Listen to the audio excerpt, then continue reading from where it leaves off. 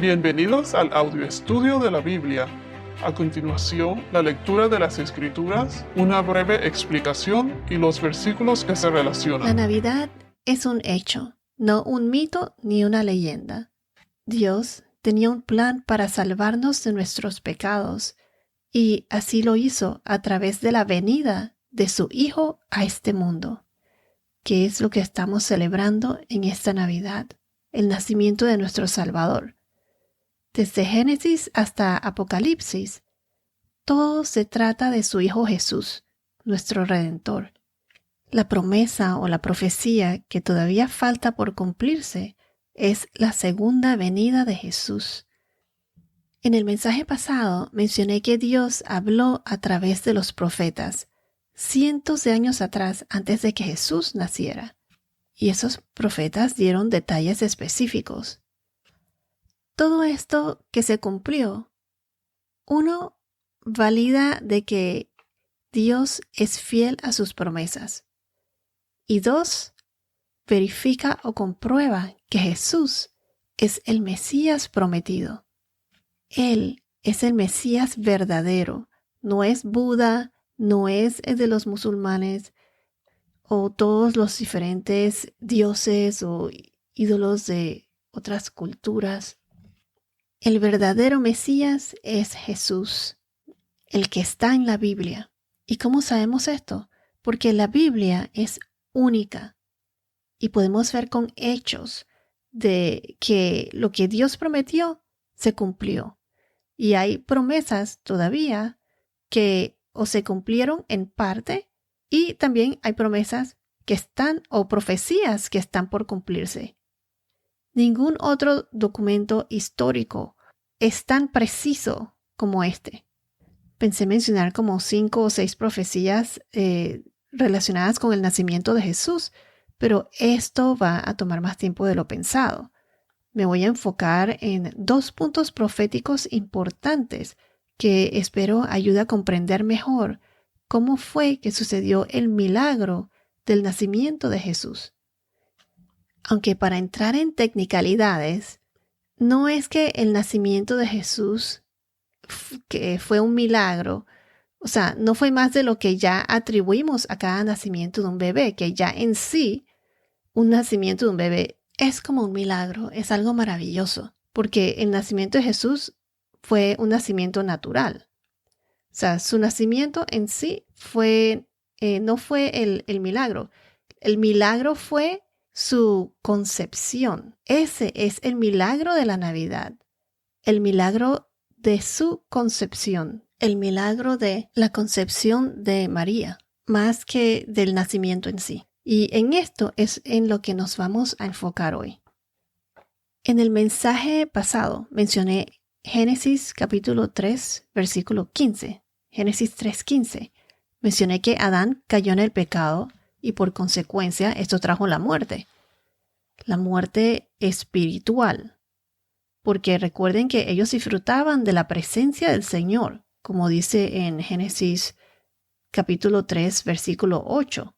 En donde dice que oyeron el Señor que se paseaba en el huerto, o sea, en el jardín de Edén, que era un paraíso. Ellos lo tenían todo, eso era el paraíso, el lugar perfecto. Y al pecar, el Espíritu de Dios ya no estaba presente en ellos. O sea, eso trajo la muerte espiritual y también más adelante la muerte física. Y debo mencionar que ni tanto Adán ni Eva, después de caer en el pecado, eran dignos de estar en la presencia de Dios, debido al pecado. Adán peca y corrompe la naturaleza de la humanidad entera. Y esa naturaleza humana se convierte en una naturaleza pecadora, está corrupta y se transmite de generación en generación. Pero por la gracia de Dios, Él mismo tuvo que convertirse en forma humana a través de su Hijo Jesús, para poder que Él venga al mundo y entonces ser salvos, salvarnos de nuestros pecados. Isaías capítulo 59, versículo 16 nos dice: vio que no había nadie y se asombró de que no hubiera quien intercediera. Entonces su brazo le trajo salvación y su justicia lo sostuvo. Dios vio que no había nadie que pudiese ser digno de hacer ese sacrificio para pagar por esos pecados, para que así en vez de muerte pudiesen tener una vida eterna en la presencia del Señor. O sea, pudiesen nuevamente tener una vida eterna en la presencia del Señor. Y es por eso que Él se sacrificó a sí mismo por medio de Jesús. Y por su gracia, Jesús morirá por nuestros pecados. Jesús fue esa semilla divina implantada en María, para que en vez de la muerte tengamos ¿qué? Vida eterna. Un cuerpo nuevo, una vida eterna. Mencionamos que la semilla aquí en Génesis 3:15 no solo significaba descendencia, pero su significado aquí es esperma. Y la mujer no produce esperma. No está en su naturaleza producir esperma. Es solo en el hombre. Y debido a esto, el nacimiento de Jesús, de nuestro Salvador, tendría un nacimiento sobrenatural, supernatural. Esa semilla, ese esperma, sería puesta en María. ¿Por quién? Por el Espíritu Santo. La línea de los descendientes de Adán fue interrumpida por la divina concepción, o sea, por esa semilla puesta en María, por el Espíritu Santo. En Lucas capítulo 1 versículos 35, Lucas 1:35 dice, el ángel respondió, el Espíritu Santo vendrá sobre ti, y el poder del Altísimo te cubrirá con su sombra. Por eso, el niño que nacerá será llamado Hijo de Dios. En este versículo hay tanta información. Primero que todo aparece la Trinidad. Aparece el Espíritu Santo, cuando dice el Espíritu Santo vendrá sobre ti, cuando está hablando con María. Entonces, cuando dice Altísimo, el poder del Altísimo, ese es Dios. El Espíritu Santo y Dios, que Dios te cubrirá con su sombra. ¿Qué significa eso de que Dios te cubrirá con su sombra? Que te cubrirá, que Él la cubrirá del pecado. O sea, estará limpia. Él la hará moralmente pura. Y entonces ¿qué dice después? ¿A quién mencionan? Al niño. ¿Y qué dicen del niño?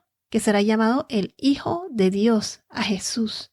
Aquí podemos ver que mencionan el Espíritu Santo, el Altísimo, que es el Padre, y el Hijo de Dios.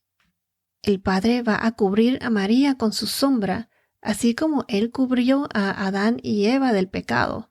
Es más, el primer sacrificio fue hecho por Dios, que Él con la piel de los animales cubrió a Adán y Eva cuando ellos se dieron cuenta que estaban desnudos cuando cayeron del pecado.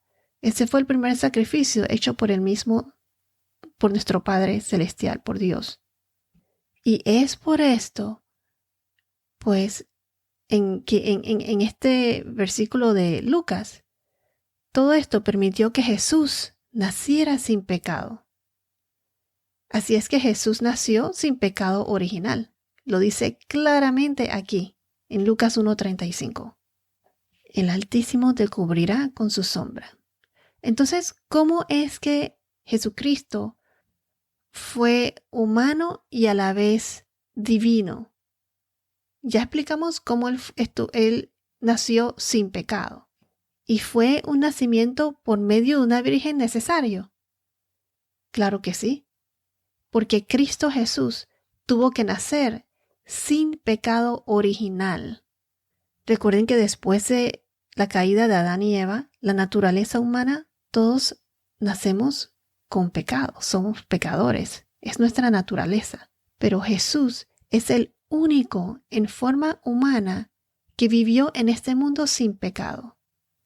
Dios es justo y perfecto, y también es puro. Esto hace que Jesús fuese completamente humano, porque Él vino al mundo, porque esa semilla fue puesta por el Espíritu Santo en una virgen, en la Virgen María, que fue escogida entre todas las mujeres. Entonces, Él vino al mundo por medio de un cuerpo humano, que fue María.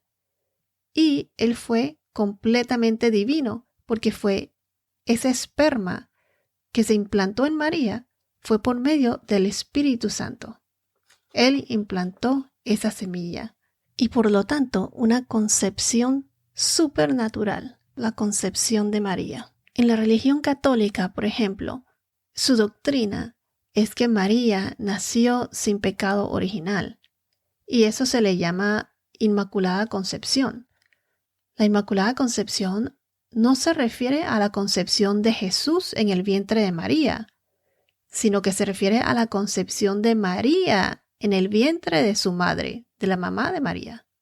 Pero entonces, según esto que acabo de decir, ¿cómo es que María nació sin pecado original?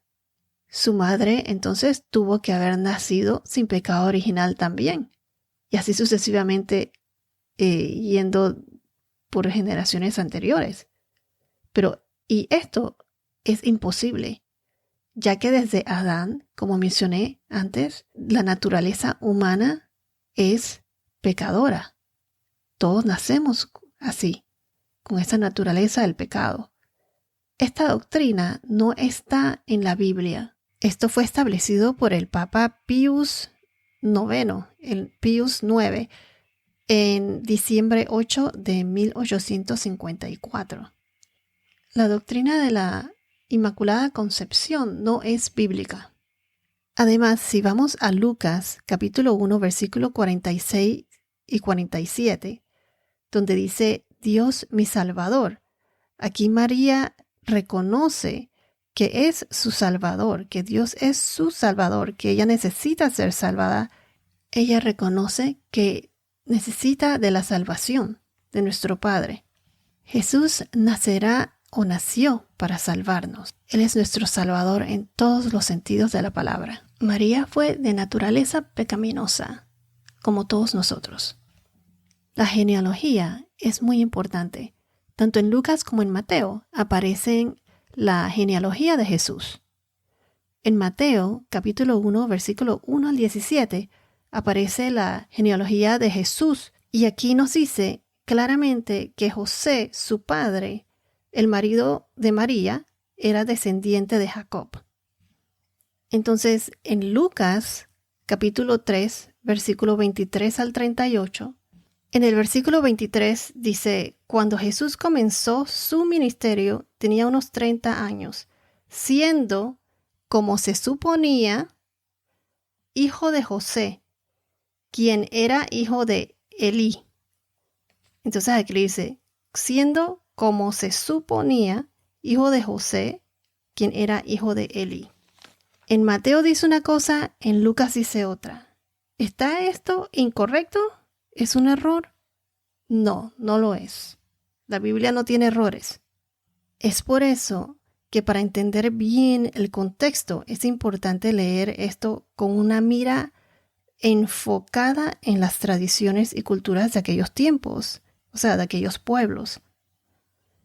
En la genealogía, incluir los nombres de las mujeres no se practicaba en aquel entonces. Aquí en Lucas 3:23, José se consideraba hijo de Eli en virtud de su matrimonio con María. O sea, por estar casado con María, él fue considerado como hijo de Eli. Eli fue su suegro. Eli tuvo que ser de seguro el padre de María. Y digo esto porque en Mateo, capítulo 1, versículo 16, aparece claramente que José fue hijo de Jacob, marido de María, así como dice ahí. Además, Jesús era de la tribu de Judá, descendiente de la casa de David, por parte de padre y madre, por parte de padre espiritualmente y de la madre biológicamente. Y digo espiritualmente porque el esperma no vino de José. Ellos no, como dicen en aquella época, no se conocieron, o sea, no tuvieron intimidad. Y como dije, su concepción fue por el Espíritu Santo. Entonces, María, como dije, era descendiente de la tribu de Judá. Según Lucas 3:34, dice que ella era descendiente de Abraham, de Isaac y de Jacob, específicamente de la tribu de Judá, en el versículo 33. En el versículo 32 de Boaz y luego, y antes de Boaz, David. Son descendientes de David.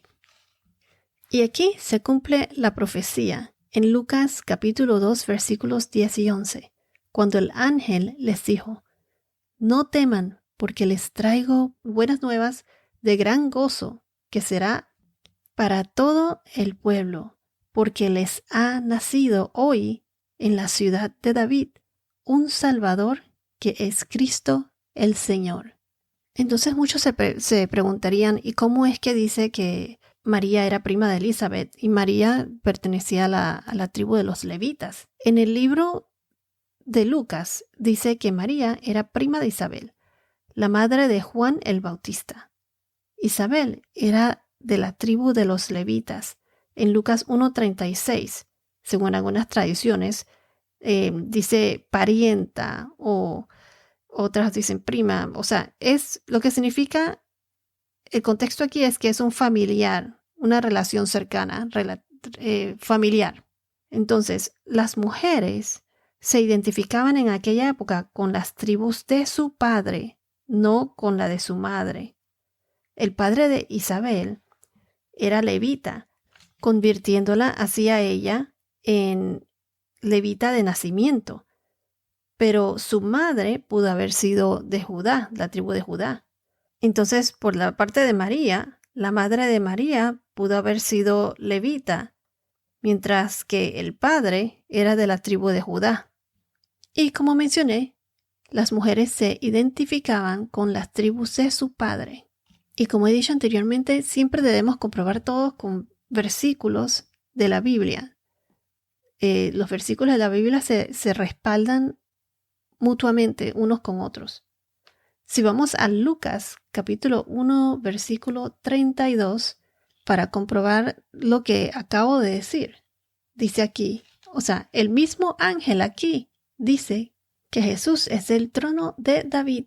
Dice: este será grande y será llamado Hijo del Altísimo, y el Señor Dios le dará el trono de su padre David, y reinará sobre la casa de Jacob para siempre, y su reino no tendrá fin. El Mesías tenía que venir de la casa de David. Para finalizar, voy a cubrir otra profecía más, ya que el tiempo se nos está acabando. En Mateo capítulo 1, versículo 18 al 23, que habla sobre Jesús, pues nacido de una virgen. Este es el cumplimiento de la profecía de Isaías, en el capítulo 7, versículo 14. La profecía dice así: por tanto, el Señor mismo les dará esta señal: una virgen concebirá y dará a luz un hijo, y le pondrá por nombre Emmanuel. Y así se cumplió en Mateo capítulo 1, versículo 18 al 23. Se los voy a leer. El nacimiento de Jesucristo fue como sigue.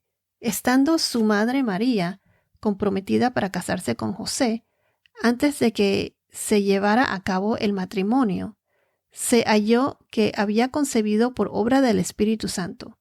Entonces José, su marido, siendo un hombre justo y no queriendo denunciarla públicamente, quiso abandonarla en secreto. Pero mientras pensaba en esto, se le apareció en sueños un ángel del Señor, diciéndole: José, hijo de David, no temas recibir a María, tu mujer, porque el niño que se ha engendrado en ella es del Espíritu Santo, y dará a luz un hijo, y le pondrás por nombre Jesús, porque él salvará a su pueblo de sus pecados. Todo esto sucedió para que se cumpliera lo que el Señor había hablado por medio del profeta, diciendo: He aquí la Virgen concebirá y dará a luz un hijo, y le pondrá por nombre Emmanuel, que traducido significa Dios con nosotros. Aquí lo dice claramente, esta profecía así fue y así se cumplió. Para comprender todo esto que acabo de leer en Mateo, para comprenderlo bien, es importante saber los antecedentes sobre la relación entre José y María, porque es importante para la historia. Y para eso necesitamos entender las tradiciones de la boda judía para comprender todo esto en su totalidad. En el versículo 18 y 19 de Mateo, donde dice que María estaba comprometida para casarse con José antes de que se llevara a cabo el matrimonio. Y ella se halló concebida. Entonces, aquí María estaba comprometida con José. Ella fue prometida para José antes de casarse. O sea, no habían tenido intimidad sexual, o sea, no se había consumado esa relación. Así como le explicamos anteriormente con la boda de Isaac y Rebeca, que lo expliqué en los podcasts anteriores, que simbolizaba la boda de Jesús con su iglesia, la iglesia que es el cuerpo de creyentes. En aquella época, la boda judía consistía de dos partes, el periodo de compromiso y la celebración del matrimonio. Y estas dos partes están separadas por un año. De aquí sale el periodo de compromiso, que en inglés se dice betrothal. Aquí cuando María se comprometió a casarse con José. No es igual como el matrimonio en nuestra cultura, que pueden estar comprometidos por años o por unos meses nada más. Pero ya aquí en el matrimonio judío, el estar comprometido es como si ya estuviesen casados. Primero que nada, los matrimonios en esa época eran arreglados por los padres de los novios. El padre del novio o el novio le ofrece al padre de la novia un dote, en inglés es dowry, que era pagado, es decir, que tenían que pagar un precio por la novia.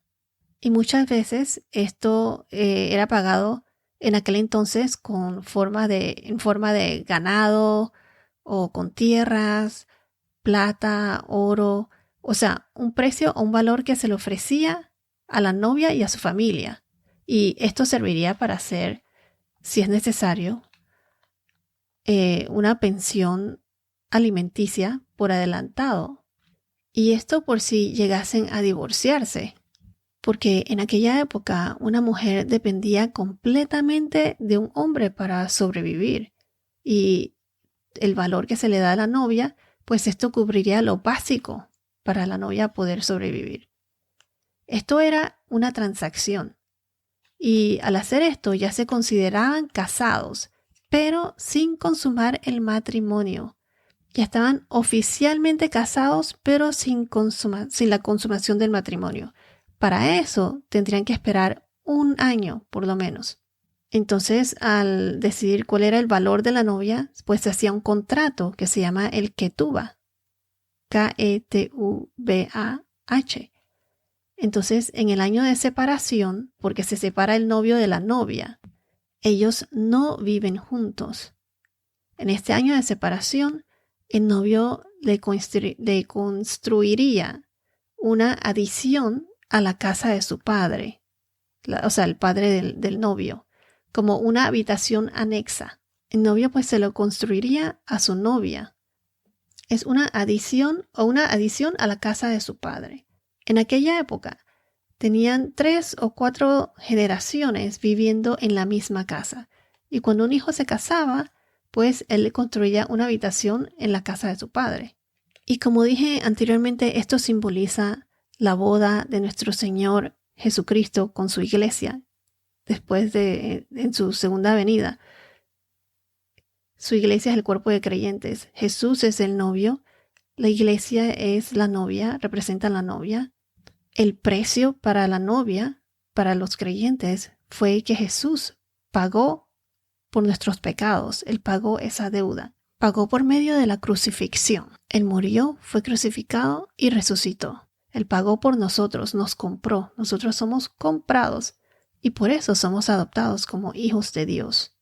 Y tenemos derecho a esa herencia, seremos coherederos y tenemos derecho a la vida eterna en la Nueva Jerusalén, en la casa que Jesús está construyendo para nosotros. Y todo esto lo vamos a estudiar más adelante cuando estudiaremos el libro de Apocalipsis, porque el periodo de un año, los 7 días de la celebración de la boda, todo eso tiene su significado. En ese año de espera, cuando el novio está construyendo la casa, pues no se sabe exactamente cuándo el novio va en busca de la novia. Ni siquiera el novio va a saber cuándo va a hacer eso, porque el padre es el único que sabe y el que le diría al novio cuando todo esté listo y que vaya por su novia. Y esto también representa cuando Jesús recibe a su novia en los cielos. Él va a llegar como un ladrón entra en la casa de sorpresa y solo el Padre sabe cuándo. Y esto lo estudiaremos más adelante. Esto va a representar el rapto, cuando el arrebatamiento. Entonces, se dice que la ley mosaica, eximía al novio del servicio militar por todo ese año y luego volvía después de que se terminara el año. Luego él regresaría por su novia y la llevaría a su nueva casa, en donde habría una celebración de matrimonio por 7 días. Y al final de los 7 días de estar celebrando, el matrimonio entonces será consumado. Cuando estudiemos Apocalipsis o Daniel, veremos que esos 7 días van a representar los 7 años de tribulación. Pero eso lo veremos más adelante. Entonces, aquí María estaba embarazada de Jesús durante ese periodo de compromiso. Estaba dentro de ese año de espera. Ella quedó embarazada de Jesús por el poder del Espíritu Santo. Por eso dice aquí que José, siendo un hombre justo, no quería exponerla a la desgracia pública. Así que tenía en mente divorciarse de ella y en privado o en silencio. ¿Y por qué divorciarse en silencio? Pues no hacer un alboroto de esto. Porque en esa cultura esto era motivo para un divorcio. Y si te encontrabas embarazada en el periodo de compromiso del betrothal, eso significa que fue infiel y que cometió adulterio. Porque acuérdense que eso ya era como un matrimonio verdadero, pues, excepto que no era consumado todavía. Entonces, eso significa que hubo engaño y adulterio. Y no solo era motivo o razón para divorcios, sino que peor que eso, era una ofensa. Y eso se podía pagar con la muerte. Era un delito. Lo hubiesen podido apedrear. Si José no hubiese sido un hombre justo, probablemente la habrían llevado a los ancianos de la ciudad y la habrían encontrado culpable y la hubiesen apedreado hasta la muerte. Pero siendo un hombre justo, él no lo hizo. Pero fue entonces cuando el ángel se le apareció a José y el ángel le explica todo del nacimiento de Jesús y cómo fue concebida. Y entonces José la lleva a su casa como esposa. No se consumió, este matrimonio no se consumió. Y José se convirtió en el tutor legal del bebé, de Jesús. Entonces, así fue como pasó. María es virgen, quedó embarazada por el Espíritu Santo, y ese bebé nacería como el Hijo de Dios. Tanto José como María, los dos de la casa de David, de la tribu de Judá. Y todo esto sucedió para que se cumpliera lo que el Señor había hablado por medio del profeta. ¡Feliz Navidad a todos! Bueno, esto es todo por ahora. Que tengas un día muy bendecido y hasta la próxima.